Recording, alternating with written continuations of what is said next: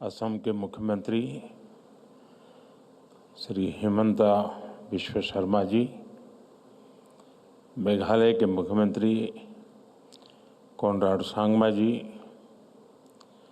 त्रिपुरा के मुख्यमंत्री माणिक साहा जी, सिक्किम के मुख्यमंत्री प्रेमसिंह तमांग जी, केंद्रीय मंत्रिमंडल के मेरे सहयोगी ज्योतिरादित्य सिंधिया जी, सुकांता मजूमदार जी, अरुणाचल प्रदेश के उप मुख्यमंत्री, मिजोरम और नागालैंड की सरकार के मंत्रीगण, अन्य जनप्रतिनिधि, नॉर्थ ईस्ट से आए सभी भाई और बहनों, देवी और सज्जनों,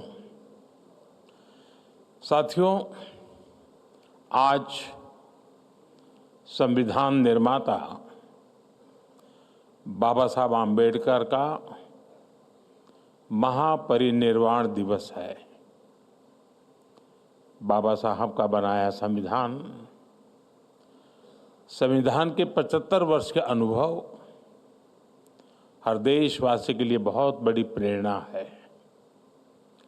मैं सभी देशवासियों की तरफ से बाबा साहब को श्रद्धांजलि अर्पित करता हूं, उन्हें नमन करता हूं।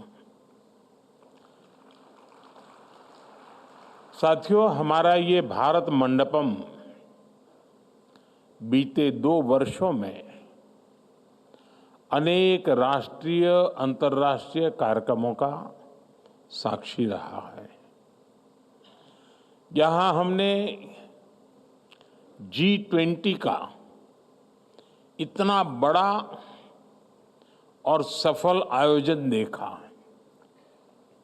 लेकिन आज का आयोजन और भी विशेष है। आज दिल्ली पूर्वोत्तरमय हो गई है। पूर्वोत्तर के विविधता भरे रंग आज राजधानी में एक सुंदर सा इंद्रधनुष बना रहे हैं। आज हम यहाँ पर पहला अष्टलक्ष्मी महोत्सव मनाने के लिए इकट्ठा हुए हैं। आने वाले 3 दिन तक ये महोत्सव हमारे नॉर्थ ईस्ट का सामर्थ्य पूरे देश को दिखाएगा, पूरे विश्व को दिखाएगा। यहाँ व्यापार कारोबार से जुड़े समझौते होंगे, नॉर्थ ईस्ट के उत्पादों से दुनिया परिचित होगी, नॉर्थ ईस्ट का कल्चर, वहाँ की कुजीन आकर्षण का केंद्र होगा। नॉर्थ ईस्ट के जो हमारे अचीवर्स हैं, जिनमें से अनेक पद्म पुरस्कार विजेता यहाँ मौजूद हैं, इन सभी की प्रेरणा के रंग बिखरेंगे। ये पहला और अनोखा आयोजन है जब इतने बड़े स्तर पर नॉर्थ ईस्ट में निवेश के द्वार खुल रहे हैं। ये नॉर्थ ईस्ट के किसानों, कारीगरों, शिल्पकारों के साथ साथ दुनिया भर के निवेशकों के लिए भी एक बेहतरीन अवसर है। नॉर्थ ईस्ट का पोटेंशियल क्या है, ये हम यहाँ जो प्रदर्शनी लगी है, यहाँ जो हाट बाजार में भी अगर जाएंगे तो हम अनुभव कर सकते हैं उसकी विविधता, उसके सामर्थ्य को। मैं अष्टलक्ष्मी महोत्सव के आयोजकों को, नॉर्थ ईस्ट के सभी राज्यों के निवासियों को, यहाँ आए सभी निवेशकों को, यहाँ आने वाले सभी अतिथियों को बधाई देता हूँ, अपनी शुभकामनाएं देता हूँ। साथियों, बीते 100-200 साल के कालखंड को देखें तो हमने पश्चिम की दुनिया का, वेस्टर्न वर्ल्ड का एक उभार देखा। आर्थिक, सामाजिक और राजनीतिक हर स्तर पर दुनिया में पश्चिमी क्षेत्र की एक छाप रही है और संयोग से भारत में भी हमने देखा है कि जो हमारा देश को अगर हम देखें नक्शा पूरा, तो पश्चिमी क्षेत्र ने भारत की ग्रोथ स्टोरी में बड़ी भूमिका निभाई है। इस वेस्ट सेंट्रिक कालखंड के बाद अब कहा जाता है कि 21वीं सदी ईस्ट की है, एशिया की है, पूर्व की है, भारत की है।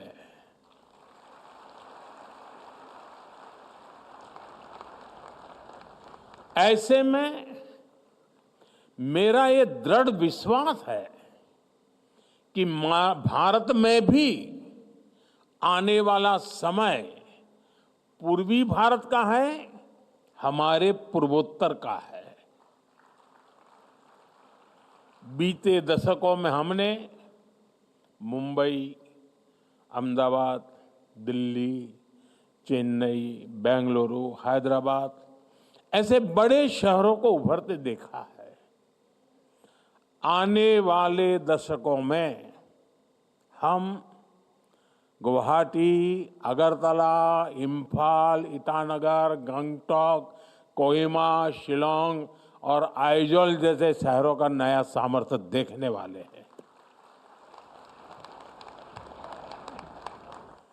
और उसमें अष्टलक्ष्मी जैसे इन आयोजनों की बहुत बड़ी भूमिका होगी। साथियों, हमारी परंपरा में मां लक्ष्मी को सुख, आरोग्य और समृद्धि की देवी कहा जाता है। जब भी लक्ष्मी जी की पूजा होती है तो हम उनके 8 रूपों को पूजते हैं। आदि लक्ष्मी, धन लक्ष्मी, धान्य लक्ष्मी, गज लक्ष्मी, संतान लक्ष्मी, वीर लक्ष्मी, विजय लक्ष्मी और विद्या लक्ष्मी। इसी तरह भारत के पूर्वोत्तर में 8 राज्यों की अष्टलक्ष्मी विराजमान है। असम, अरुणाचल प्रदेश, मणिपुर, मेघालय, मिजोरम, नागालैंड, त्रिपुरा और सिक्किम, नॉर्थ ईस्ट के इन 8 राज्यों में अष्टलक्ष्मी के दर्शन होते हैं। अब जैसे पहला रूप है आदि लक्ष्मी। हमारे नॉर्थ ईस्ट के हर राज्य में आदि संस्कृति का सशक्त विस्तार है। नॉर्थ ईस्ट के हर राज्य में अपनी परंपरा, अपनी संस्कृति का उत्सव मनाया जाता है। मेघालय का चेरी ब्लॉसम फेस्टिवल, नागालैंड का हार्नबिल फेस्टिवल, अरुणाचल का ऑरेंज फेस्टिवल, मिजोरम का चपचार कूट फेस्टिवल, असम का बिहू, मणिपुरी नृत्य, कितना कुछ है नॉर्थ ईस्ट में। साथियों, दूसरी लक्ष्मी धन लक्ष्मी, यानी प्राकृतिक संसाधन का भी नॉर्थ ईस्ट पर भरपूर आशीर्वाद है। आप भी जानते हैं, नॉर्थ ईस्ट में खनिज, तेल, चाय के बागान और बायोडायवर्सिटी का अद्भुत संगम है। वहां रिन्यूएबल एनर्जी का बहुत बड़ा पोटेंशियल है। धन लक्ष्मी का ये आशीर्वाद पूरे नॉर्थ ईस्ट के लिए वरदान है। साथियों, तीसरी लक्ष्मी धान्य लक्ष्मी की भी नॉर्थ ईस्ट पर भरपूर कृपा है। हमारा नॉर्थ ईस्ट नेचुरल फार्मिंग के लिए, जैविक खेती के लिए, मिलेट्स के लिए प्रसिद्ध है। हमें गर्व है कि सिक्किम भारत का पहला पूर्ण जैविक राज्य है। नॉर्थ ईस्ट में पैदा होने वाले चावल, बांस, मसाले और औषधीय पौधे वहां कृषि की शक्ति को दिखाते हैं। आज का भारत दुनिया को हेल्दी लाइफस्टाइल से जुड़े हुए, न्यूट्रिशन से जुड़े हुए जो सॉल्यूशन देना चाहता है, उसमें नॉर्थ ईस्ट की बड़ी भूमिका है। साथियों, अष्टलक्ष्मी की चौथी लक्ष्मी है गजलक्ष्मी। गजलक्ष्मी कमल पर विराजमान है और उनके आसपास हाथी है। हमारे नॉर्थ ईस्ट में विशाल जंगल है। काजीरंगा, मानस मेहाओ जैसे नेशनल पार्क और वाइल्ड लाइफ सेंचुरी है। वहां अद्भुत गुफाएं हैं, आकर्षक झीलें हैं। गजलक्ष्मी का आशीर्वाद नॉर्थ ईस्ट को दुनिया का सबसे शानदार टूरिज्म डेस्टिनेशन बनाने का सामर्थ्य रखता है। साथियों, पांचवी लक्ष्मी है संतान लक्ष्मी, यानी उत्पादकता की, क्रिएटिविटी की प्रतीक। नॉर्थ ईस्ट क्रिएटिविटी के लिए, स्किल के लिए जाना जाता है। जो लोग यहां एग्जीबिशन में जाएंगे, हाट बाजार में जाएंगे, उन्हें नॉर्थ ईस्ट की क्रिएटिविटी दिखेगी। हैंडलूम्स का, हैंडीक्राफ्ट्स का ये हुनर सबका दिल जीत लेता है। असम का मूगा सिल्क, मणिपुर का मोइरंगा फी, वांगखेई फी, नागालैंड की चाखेसांग शॉल, ऐसे दर्जनों जीआई टैग प्रोडक्ट्स हैं जो नॉर्थ ईस्ट की क्राफ्ट को, क्रिएटिविटी को दिखाते हैं। साथियों, अष्टलक्ष्मी की छठी लक्ष्मी है वीर लक्ष्मी। वीर लक्ष्मी यानी साहस और शक्ति का संगम। नॉर्थ ईस्ट नारी शक्ति के सामर्थ्य का प्रतीक है। मणिपुर का नुपी लान आंदोलन महिला शक्ति का उदाहरण है।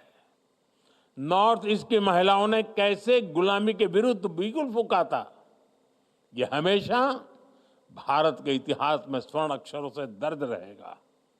रानी गाइडिनल्यू, कनकलता बरुआ, रानी इंदिरा देवी, लल्लू रोपली यानी लोक गाथाओं से लेकर हमारी आजादी की लड़ाई तक नॉर्थ ईस्ट की नारी शक्ति ने पूरे देश को प्रेरणा दी है। आज भी इस परंपरा को नॉर्थ ईस्ट की हमारी बेटियां समृद्ध कर रही हैं। यहां आने से पहले मैं जिन स्टॉल्स में गया, वहां भी अधिकतर महिलाएं ही थी। नॉर्थ ईस्ट की महिलाओं की इस उद्यमशीलता ने इसे पूरे नॉर्थ ईस्ट को एक ऐसी मजबूती मिलती है जिसका कोई मुकाबला नहीं। साथियों, अष्टलक्ष्मी की सातवीं लक्ष्मी है जय लक्ष्मी, यानी ये यश और कीर्ति देने वाली है। आज पूरे विश्व में भारत प्रति जो उम्मीदें हैं, उसमें हमारे नॉर्थ ईस्ट की अहम भूमिका है। आज जब भारत अपने कल्चर, अपने ट्रेड की ग्लोबल कनेक्टिविटी पर फोकस कर रहा है, तब नॉर्थ ईस्ट भारत को साउथ एशिया और ईस्ट एशिया के असीम अवसरों से जोड़ता है। साथियों, अष्टलक्ष्मी की आठवीं लक्ष्मी है विद्या लक्ष्मी, यानी ज्ञान और शिक्षा। आधुनिक भारत के निर्माण में शिक्षा के जितने भी बड़े केंद्र हैं, उनमें से अनेक नॉर्थ ईस्ट में है। IIT Guwahati, NIT Silchar, NIT Meghalaya, NIT Agartala और आईआईएम शिलोंग, ऐसे अनेक बड़े एजुकेशन सेंटर नॉर्थ ईस्ट में है। नॉर्थ ईस्ट को अपना पहला एम्स मिल चुका है। देश की पहली नेशनल स्पोर्ट्स यूनिवर्सिटी भी मणिपुर में ही बन रही है। मैरी कॉम, वाईचुंग भूटिया, मीराबाई चानू, लवलीना, सरिता देवी, ऐसे कितने ही स्पोर्ट्स पर्सन नॉर्थ ईस्ट ने देश को दिए हैं। आज नॉर्थ ईस्ट टेक्नोलॉजी से जुड़े स्टार्टअप्स, सर्विस सेंटर्स और सेमीकंडक्टर जैसे उद्योगों में भी आगे आने लगा है। इनमें हजारों नौजवान काम कर रहे हैं। यानी विद्या लक्ष्मी के रूप में ये रीजन युवाओं के लिए शिक्षा और कौशल का बड़ा केंद्र बन रहा है। साथियों, अष्टलक्ष्मी महोत्सव नॉर्थ ईस्ट के बेहतर भविष्य का उत्सव है। ये विकास के नूतन सूर्योदय का उत्सव है, जो विकसित भारत के मिशन को गति देने वाला है। आज नॉर्थ ईस्ट में इन्वेस्टमेंट के लिए इतना उत्साह है। बीते एक दशक में हम सब ने नॉर्थ ईस्ट रीजन के विकास की एक अद्भुत यात्रा देखी है, लेकिन यहां तक पहुंचना सरल नहीं था। नॉर्थ ईस्ट के राज्यों को भारत की ग्रोथ स्टोरी के रूप साथ जोड़ने के लिए हमने हर संभव कदम उठाए हैं। लंबे समय तक हमने देखा है कि विकास को भी कैसे वोटों की संख्या से तोला गया। नॉर्थ ईस्ट के राज्यों के पास वोट कम थे, सीटें कम थी, इसलिए पहले की सरकारों द्वारा वहां के विकास पर भी ध्यान नहीं दिया गया। ये अटल जी की सरकार थी जिसने नॉर्थ ईस्ट के विकास के लिए पहली बार अलग मंत्रालय बनाया। साथियों, बीते दशक में हमने मन से प्रयास किया कि दिल्ली और दिल, इससे दूरी का जो भाव है वो कम होना चाहिए। केंद्र सरकार के मंत्री 700 से अधिक बार नॉर्थ ईस्ट के राज्यों में गए हैं, लोगों के साथ वहां लंबा समय गुजारा है। इससे सरकार का नॉर्थ ईस्ट के साथ, उसके विकास के साथ एक इमोशनल कनेक्ट भी बना है। इससे वहां के विकास को अद्भुत गति मिली है। मैं एक आंकड़ा देता हूं। नॉर्थ ईस्ट के विकास को गति देने के लिए 90 के दशक में एक पॉलिसी बनाई गई थी। इसके तहत केंद्र सरकार के 50 से ज्यादा मंत्रालयों को अपने बजट का 10% नॉर्थ ईस्ट में निवेश करना पड़ता था। इस नीति के बनने के बाद से लेकर साल 2014 तक जितना बजट नॉर्थ ईस्ट को मिला है, उससे कहीं अधिक हमने सिर्फ बीते 10 सालों में दिया है। बीते दशक में एक स्कीम के तहत ही 5 लाख करोड़ रुपए से अधिक नॉर्थ ईस्ट में खर्च किया गया है। ये नॉर्थ ईस्ट को लेकर वर्तमान सरकार की प्राथमिकता दिखाता है। साथियों, इस स्कीम के अलावा भी हमने कई बड़ी स्पेशल योजनाएं नॉर्थ ईस्ट के लिए शुरू की है। PM divine, special infrastructure development scheme और नॉर्थ ईस्ट वेंचर फंड। इन स्कीम से रोजगार के अनेक नए अवसर बने हैं। हमने नॉर्थ ईस्ट के इंडस्ट्रियल पोटेंशियल को बढ़ावा देने के लिए उन्नति स्कीम भी शुरू की है। नए उद्योगों के लिए बेहतर माहौल बनेगा तो नए रोजगार भी बनेंगे। अब जैसे सेमीकंडक्टर का सेक्टर भारत के लिए भी नया है, इस नए सेक्टर को गति देने के लिए भी हमने नॉर्थ ईस्ट को, असम को चुना है। नॉर्थ ईस्ट में जब इस प्रकार की नई इंडस्ट्री लगेगी तो देश और दुनिया के निवेशक वहां नई संभावनाएं तलाशेंगे। साथियों, नॉर्थ ईस्ट को हम इमोशन, इकोनॉमी और इकोलॉजी, इस त्रिवेणी से जोड़ रहे हैं। नॉर्थ ईस्ट से हम सिर्फ इंफ्रास्ट्रक्चर ही नहीं बना रहे, बल्कि भविष्य की एक सशक्त नींव तैयार कर रहे हैं। बीते दशकों में नॉर्थ ईस्ट की बहुत बड़ी चुनौती रही थी कनेक्टिविटी। दूर सुदूर के शहरों में पहुंचने के लिए कई कई दिन और हफ्ते लग जाते थे। हालत ये थी कि ट्रेन की सुविधा तक कई राज्यों में नहीं थी।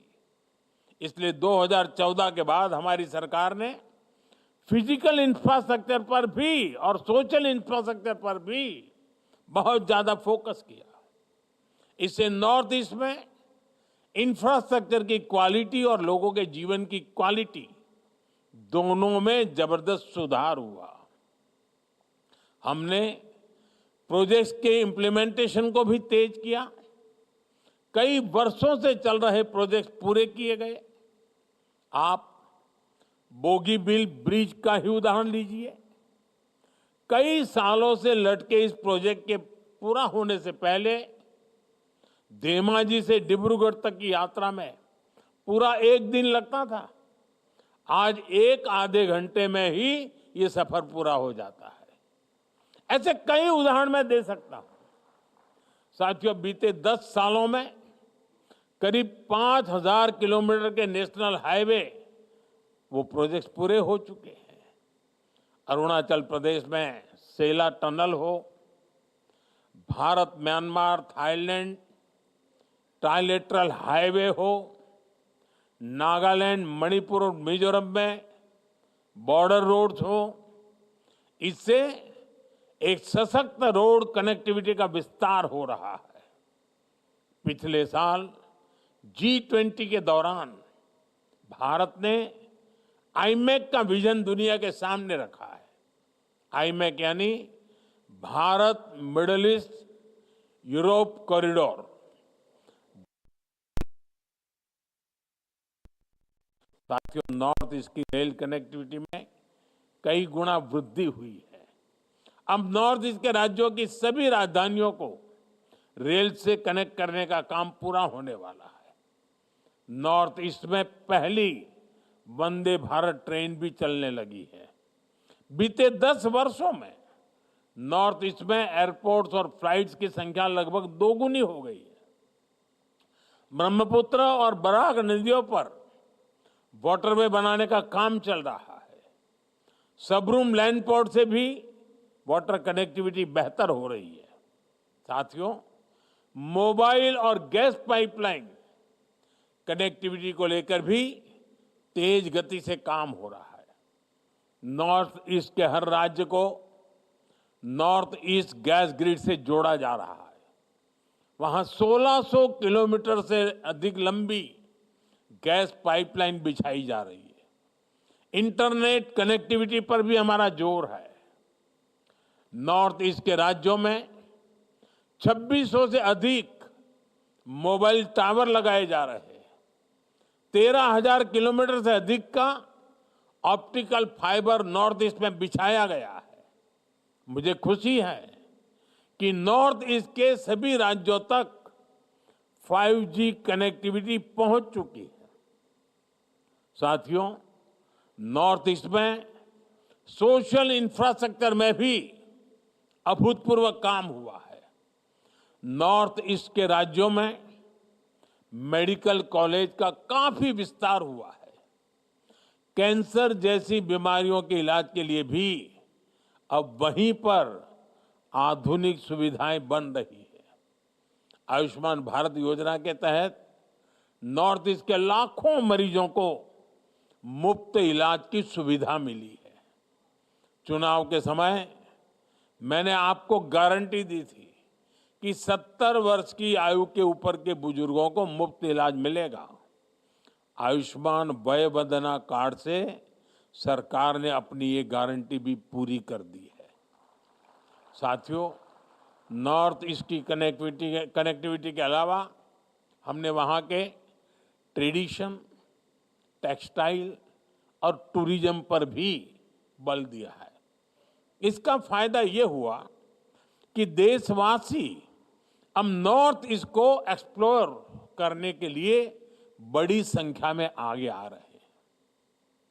बीते दशक में नॉर्थ ईस्ट जाने वाले पर्यटकों की संख्या भी करीब करीब दोगुनी हो चुकी है। निवेश और पर्यटन बढ़ने से वहां नए बिजनेस बने हैं, नए अवसर बने हैं। इंफ्रास्ट्रक्चर से इंटीग्रेशन, कनेक्टिविटी से क्लोजनेस, इकोनॉमिक से इमोशनल, इस पूरी यात्रा ने नॉर्थ ईस्ट के विकास को, अष्टलक्ष्मी के विकास को नई ऊंचाई पर पहुंचा दिया है। साथियों, आज भारत सरकार की बहुत बड़ी प्राथमिकता अष्टलक्ष्मी राज्य के युवा है। नॉर्थ ईस्ट का नौजवान हमेशा से विकास चाहता है। बीते 10 वर्षों से नॉर्थ ईस्ट के हर राज्य में स्थायी शांति के प्रति एक अभूतपूर्व जन समर्थन दिख रहा है। केंद्र और राज्य सरकारों के प्रयासों से हजारों नौजवानों ने हिंसा का रास्ता छोड़ा है और विकास का नया रास्ता अपनाया है। बीते दशक में नॉर्थ ईस्ट में अनेक ऐतिहासिक शांति समझौते हुए हैं। राज्यों के बीच भी जो सीमा विवाद थे, उनमें भी काफी सौहार्दपूर्ण ढंग से प्रगति हुई है। इससे नॉर्थ ईस्ट में हिंसा के मामलों में बहुत कमी आई है। अनेक जिलों में से आफवाह को हटाया जा चुका है। हमें मिलकर अष्टलक्ष्मी का नया भविष्य लिखना है और इसके लिए सरकार हर कदम उठा रही है। साथियों, हम सभी की ये आकांक्षा है कि नॉर्थ ईस्ट के प्रोडक्ट्स दुनिया के हर बाजार तक पहुंचने चाहिए। इसलिए हर जिले के प्रोडक्ट्स को वन डिस्ट्रिक्ट वन प्रोडक्ट अभियान के तहत प्रमोट किया जा रहा है। नॉर्थ ईस्ट के अनेक उत्पादों को हम यहां लगी प्रदर्शनियों में, ग्रामीण हाट बाजार में देख सकते हैं, खरीद सकते हैं। मैं नॉर्थ ईस्ट के प्रोडक्ट्स के लिए वोकल फॉर लोकल के मंत्र को बढ़ावा देता हूं। मेरा प्रयास रहता है वहां के उत्पादों को अपने विदेशी मेहमानों को भेंट करूं।